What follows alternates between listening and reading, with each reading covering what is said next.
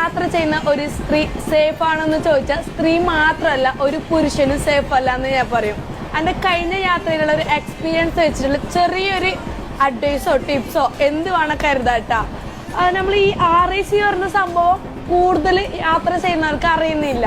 ഞാനും യാത്രയിൽ തന്നെ ഈ RIC എന്താന്ന് പറഞ്ഞത്. ഇപ്പൊ ഈ RIC എന്ന് പറയുന്നത് ഇന്ത്യൻ റെയിൽവേന്റെ ഏറ്റവും എന്താ പറയുക തട്ടിപ്പായിട്ടുള്ള ഒരു കാര്യമാണ് RIC എന്ന് പറയുന്നത്.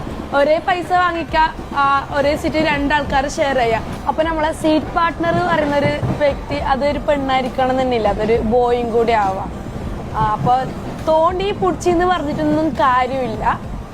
വൈറലാവാനും ചാൻസ് ഉണ്ട്, വീഡിയോസ് ഒക്കെ എടുത്തിട്ട് വൈറലാവാനും ചാൻസ് ഉണ്ട്. അപ്പൊ മാക്സിമം ലോങ് യാത്ര ഒക്കെ ചെയ്യുമ്പോൾ RIC ഇരുന്ന് പോകാൻ നല്ല സേഫാണ്, ഓക്കെയാണ്. നൈറ്റ് കിടക്കുന്ന സമയത്താണ് ബുദ്ധിമുട്ടാവുന്നത്. അപ്പൊ മാക്സിമം കൺഫേം ടിക്കറ്റിൽ യാത്ര ചെയ്യാം.